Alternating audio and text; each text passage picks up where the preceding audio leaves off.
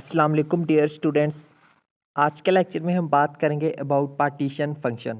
Students, सबसे पहले हम पार्टीशन फंक्शन का जो है वो इंट्रोडक्शन देखेंगे, बाद में इसको एक्सप्लेन भी करते हैं। तो स्टार्ट करते हैं यहाँ से, ठीक है। Consider an ideal gas having an molecules. First कर ले तो हमारे पास एक आइडियल गैस है जिसमें जो नंबर ऑफ मालिक्यूल्स है वो क्या है, हमारे पास एन है, ठीक है। एज्यूम दैट, अब एज्यूम कर लेते हैं कि जो एन आई है उसमें वो क्या है, हमारे पास number of molecules in the ith energy state. उसमें उस आइडियल गैस के अंदर हमारे पास जो ith एनर्जी स्टेट होगी उसके अंदर जो एन आई है वो क्या है, हमारे पास नंबर ऑफ मालिक्यूल्स है, ठीक है। हैविंग, और उसकी क्या है, उसकी जो एनर्जी होती है वो बिटवीन किसकी होती है, E I and E F plus D E I के बराबर होती है, ठीक है। सो इसके दरमियान होती है, सॉरी। सो आगे आ जाइए हमारे पास एंड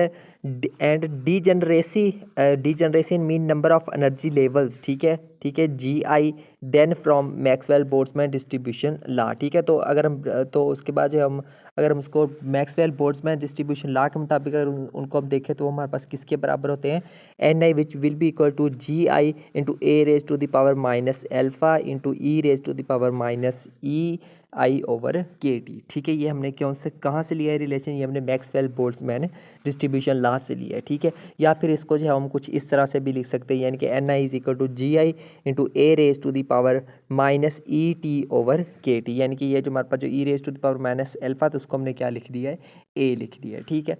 सो उसके बाद है हमारे पास टोटल नंबर ऑफ मालिक्यूल्स। अगर टोटल नंबर ऑफ मालिक्यूल्स कैसे होंगे, तो capital N will be equal to summation I into N I के बराबर आ जाएगा हमारे पास, ठीक है। या फिर इस एन आई की जगह पे हम जो भी यहाँ से ये वाली वैल्यू को भी यहाँ से हम पुट कर सकते हैं इसके अंदर, ठीक है। सो आगे मजीद इसको देखते हैं जी। यहाँ पे देखिए, यहाँ पे आपने यहाँ पे ये जो ए है ना ये मिसिंग है, ठीक है। ये वाला जो ए है ना यहाँ पे आएगा, ठीक है। इसको आप समेशन से बाहर यहाँ पे लिखोगे बाहर, ठीक है। अब ये देखिए जो ए है हमारे पास, जो ये जो ए होगा, ठीक है, ये दूसरी तरफ जाके इस एन के ऊपर क्या हो जाएगा, जाके हमारे पास डिवाइड हो जाएगा। तो ये जो है वो हमने इसको क्या कर दिया, यहाँ पे डिवाइड कर दिया, ठीक है। सो उसके बाद जो हमारे पास जो एन ओवर ए, ये हमारे पास किसके बराबर है, इसको आपने लिख लेना है जेड के बराबर लिख लेना है, ठीक है। तो जेड के बराबर हमारे पास ये रिलेशन बन जाएगा, Z will be equal to summation I into G I into E raise to the power minus E I over के टी के बराबर आ गया, ठीक है। सो नेक्स्ट हम क्या करेंगे जी, इसको तो ओपन कर लेंगे, ठीक है। यानी कि स्मैशन फॉर्म को हमने क्या कर लेना है, ओपन कर लेना है। स्मैशन अब तक इसकी वैल्यू 1 से स्टार्ट हो रही है, ठीक है। तो हम क्या लिखेंगे, G one E raise to the power minus E one over के T plus G two E raise to the power minus E two over के T plus G three E raise to the power minus E three over के T plus up to so on, ठीक है। तो ये हमने जब उस मैशन इस मैशन को क्या कर लिया, हमने ओपन करके लिख लिया, ठीक है। सो आगे देखें, the quantity Z is called Boltzmann partition function. इसमें ये जो हमने एन ओवर ए हमने इसको जेड के इक्वल रखा था, ये जेड क्या है हमारे पास, ये जो क्वांटिटी है जेड, इसको हम कहते हैं बोल्ट्जमैन पार्टीशन फंक्शन का नाम देते हैं, आर सिंपली पार्टीशन फंक्शन, या फिर हम इसको सिंपली पार्टीशन फंक्शन भी कहते हैं, जो कि हमारा आज का टॉपिक था। It indicates how the gas molecules are distributed or partitioned among various energy levels. तो ये हमें बताता क्या है, ये इंडिकेट करता है कि हम कैसे उन गैस मालिक्यूल्स को जो है वो हम डिस्ट्रीब्यूट करते हैं, या फिर उनको जो है वो उसके जो है वो पार्टीशन करते हैं, ठीक है। पार्टीशन करते हैं उनकी कहाँ पर, उमंग वेरियस एनर्जी लेवल्स, मुख्तलिफ एनर्जी लेवल्स के दरमियान।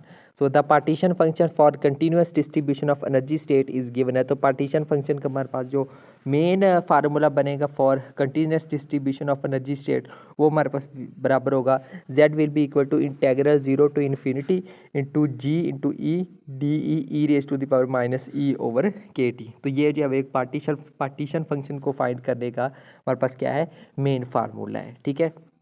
तो इसको आपने जो है वो सेम एज इट इज़ याद रखना। नेक्स्ट आने वाले लेक्चर्स के अंदर ये फार्मूला हम इस्तेमाल करेंगे, बार बार इस्तेमाल होगा, ठीक है।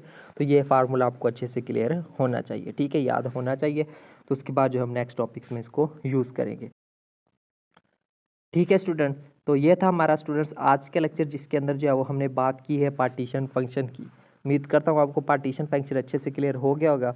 सो मिलते हैं नेक्स्ट लेक्चर में किसी और टॉपिक के साथ, तब तक के लिए टेक केयर एंड अल्लाह हाफिज़।